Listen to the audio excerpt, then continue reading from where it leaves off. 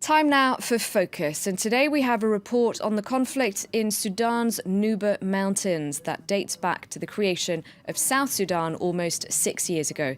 The oil-rich area is controlled by rebels and the government bombs them periodically.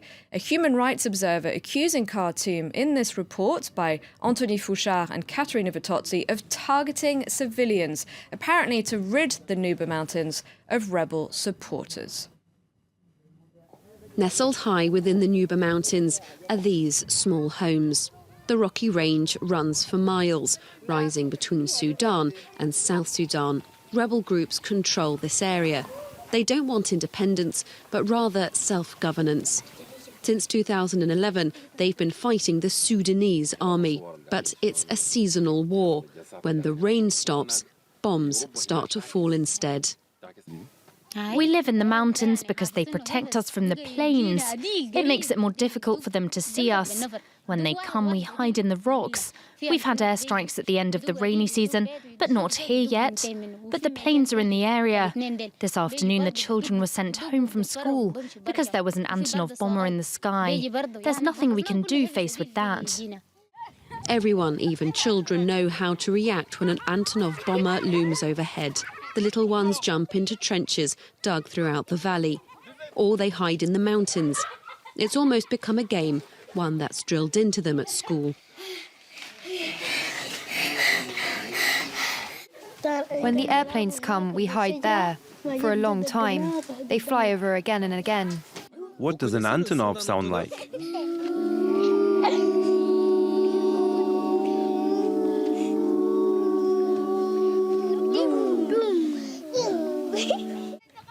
The government offensive is incessant. This is an oil-rich region. Sudan already lost a significant chunk of its oil fields when South Sudan became independent in 2011. Khartoum won't give up the Nuba Mountains without a fight. Civilians have become trapped in this resource war. Hassan Saeed Koumi is a human rights observer in Hayban, a town within the Nuba Mountains. He keeps a tally of all the areas that have been hit, like this clinic, destroyed in 2015. Yeah, we can see the hole here. It is a hole for bomb, and one is down there. This bomb is now within the compound of mosque, and this is a place where people take rest. Now you can see the wall is being now hit. Some doors are being broken.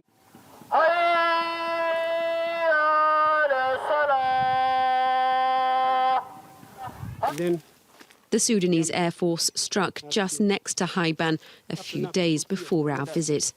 Since the conflict started, many hundreds of people have been killed, thousands more wounded. They're targeting churches because we have a lot of examples of churches being hit. We have also a lot of mosques being bombed. We have also very many schools have been bombed. And we have also clinics. Very many clinics have been also bombed. And even local markets have been also been bombed. That's why you can conclude that the SAF are really targeting such areas to destroy civilians and even to destroy social places where people come together to do their own activities and so on.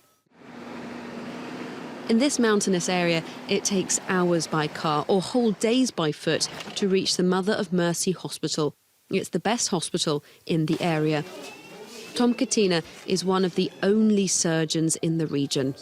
More than 500,000 people depend on him.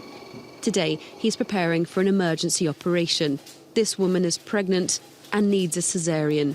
She's lost a lot of blood. The baby is born, but after an initial cry, he stops breathing. A midwife tries to resuscitate him. He's breathing by himself.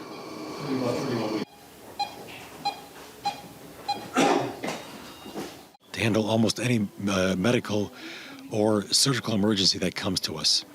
So these are very common problems here. We're in a war zone. We have a lot of civilians being bombed with artillery bombings and Antonov and Sukhoi bombardments, and we've handled the full gamut of traumatic injuries, mostly sharp penetrating trauma, head trauma, chest trauma, abdominal trauma, leg and arm trauma, you name it. Sudan refuses to let in humanitarian aid through its border.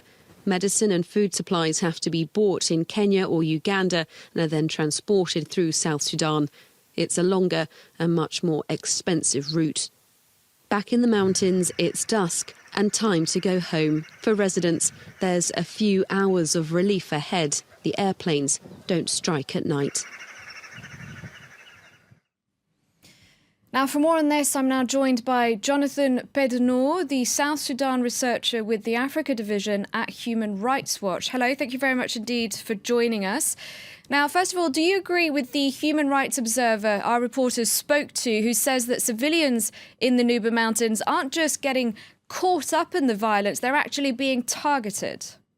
Yes, most certainly. I mean, we've been documenting the war and human rights abuses in the Nuba Mountains since 2011, since the war broke out, and we've seen repeated patterns of indiscriminate bombings by the Sudanese Air Force, but also of direct attacks on villages, on hospitals, on schools, on civilian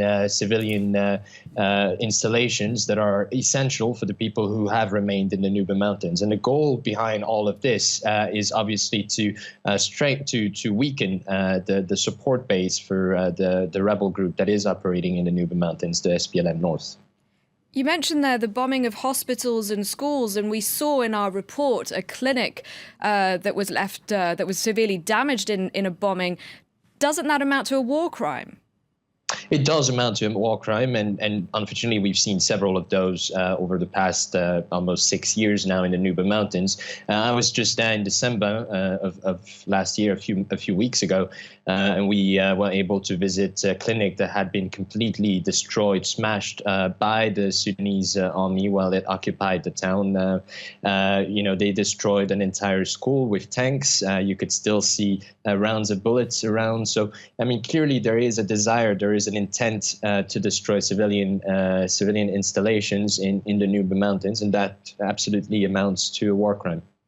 What about the rebels? What form is their campaign taking? Well, it's much more difficult to see what kind of abuses may be committed by the rebels, because that would require us to have access to government-controlled areas. The Sudanese government has not been quite welcoming of Human Rights Watch in the past few years, and so that has been very difficult for us to do. However, it's quite clear that the rebels also have a number of issues, amongst which one may count child recruitment. There's been a spike in child recruitment by the SPLM North in South Sudan, in parts in refugee camps, and that is obviously a very concerning development. What happened to the ceasefire? I understand that there was a ceasefire signed last year. Indeed, and that's something that comes back, quite frequently at the end of the fighting season. During the dry season, the Sudanese government quite often will declare ceasefires. Now, this one has been lasting a bit longer than it usually does. Yet again, the ceasefire has been breached. When I was there in December, there was mortar rounds that were launched from government-controlled areas on civilian areas that are controlled by the SPLM North. Antonovs were still flying around, and everyone is expecting that at the end of the ceasefire, at the end of this month, the bombing campaign will most likely resume. But the problem is also that the Sudanese government is attacking civilians with ammunitions that often do not explode immediately, with cluster bombs, and we've seen several of those, and the damage that those bombs cause lasts much longer, obviously, because civilians can go to the fields and then stumble upon them. Those bombs can explode at any moment, so they pose an actual real danger in all time for civilians in the area. So what's the international community doing about this then? If you've managed to gather evidence of civilians being specifically targeted, shouldn't the West be putting Sudan under pressure to stop bombing and give better access, humanitarian access? Well, unfortunately, I mean, Sudan has been a repeated offender when it comes to human rights and international humanitarian law. We've seen that in Darfur for the better part of the last 10 years. We're seeing that in the Nuba Mountains at the moment. There's constant bombing, constant attacks on civilians, destruction of villages, killings, rape, name it. And unfortunately, what we're seeing right now at the moment is that Western nation, and primarily Europe, is starting to cozy up with President Omar al-Bashir of Sudan in hopes that Sudan will be able to restrain the flux of migrants crossing through Sudan to get to Europe. And that's quite a despicable show of realpolitik, given the fact that we've seen repeatedly that the Sudanese government, the Sudanese regime, has continuously attacked its own civilians. So we're obviously calling on Europe and other international actors to ramp up their pressure on Khartoum to stop those attacks and to provide justice for the victims. But unfortunately, for the moment, that is not happening. All right. Well, thank you very much indeed for your time, for telling us more about the plight of civilians in the Nuba Mountains. Jonathan Pedno from Human Rights Watch, thank you. Thank you.